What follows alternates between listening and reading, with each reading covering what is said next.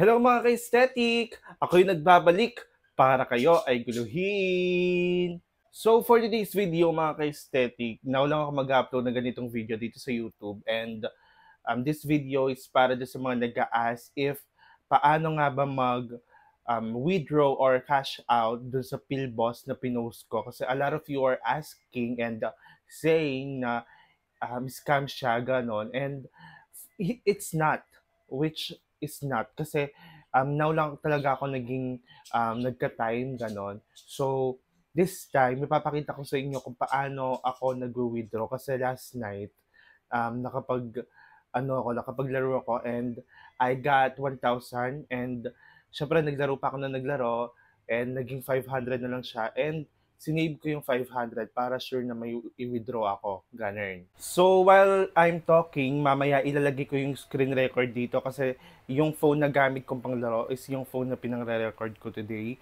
And ayun, super dali lang naman.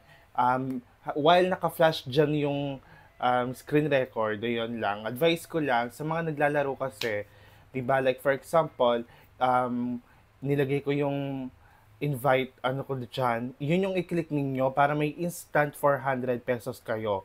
I mean, 200. Kasi kailangan nyo mag-deposit ng 200 pesos para makapaglaro and meron kayong 200 na additional. Parang magiging 400 pesos na agad yung money ninyo.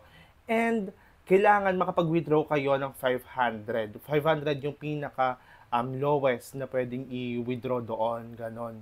Alam ko meron siyang exceeding amount na kailangan. Like for example, naglalaro ka and kaka-invite mo lang tapos nanalo ka na mahigit 1,000 and hindi siya makapag-withdraw dahil kaka-invite mo lang. So, kailangan mo pang mag-take risk, maglaro, gano'n, para ma-exceed mo yung kailangan ng PhilBoss. Kasi hindi naman pwede yung kaka-invite mo lang and then nanalo ka ng 500, magwi-withdraw ka na agad. Parang kailangan maglaro ka pa, more laro pa, ganon. Kapag hindi ka pa makapag-withdraw. Ganun lang, super dali lang. And then, after that, try mo lang withdraw ulit, ganon. Click mo lang yung withdraw. Meron pagpipilian doon, it's either bank or GCash. Pero syempre, most of us is GCash yung ginagamit, right? So, pinakamadali yung GCash. And then, yung pin na sinasabi doon, yung 6 pin, ikaw yung gagawa nun. Mag-iisip ka lang ng pin mo, gano'n, wag mo pagsasabi. Parang sa GCash lang. Parang yung 6 digits pin mo lang kapag nagwi-withdraw, gano'n. Kasi last time, ang dami kong nakitang comment dun sa video ko na in-upload na hindi daw totoo, gano'n, na hindi ka nakakapag-withdraw. Well, how many times na ako nakapag-withdraw dito? A lot of times na nakapag-withdraw ako like 2,000, 1,000 pesos, gano'n. And this is true, hindi ako mag-upload ng fake. Hindi nyo lang kasi siya alam kung paano siya i-play game, ganon. Yung parang inuuna nyo kasi yung galit. Di, huwag nyo iuna yung galit. Okay? Basta, ayun lang. Yung advice ko lang din is yung ilalagay ko sa description box na link. Yun yung link kung gusto nyo maglaro. Ayun. Tapos, yun nga, advice ko lang din, hindi kayo makakapaglaro ng hindi kayo nagdi-deposit. Kailangan nyo maglagay ng 200 pesos dun sa PhilBoss. Parang sugal nga siya. So, hindi siya pwede sa bata, ganon. So, mga bata dyan, huwag kayo magsusugal, okay? This video is not for you, ganon. Eto, pang adult lang, pang laro-laro lang ng pang patay oras lang, ganon. And hindi naman super kalakihan yung ilalagay ninyo. Ako, 200 pesos, kumikita ako like around 2,000, ganon.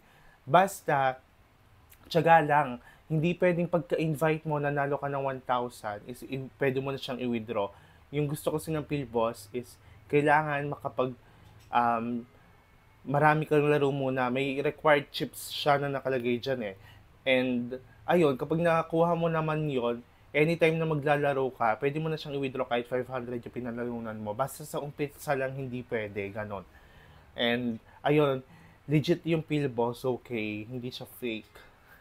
Anyway, kung may mga question pa kayo, i-comment nyo na lang. Comment nyo na lang ha, and try kong gagawa ng video ulit. Tapos, subscribe na lang kayo sa aking channel. Walk Art. Ayun, subscribe na lang kayo And thank you so much sa time. Love you.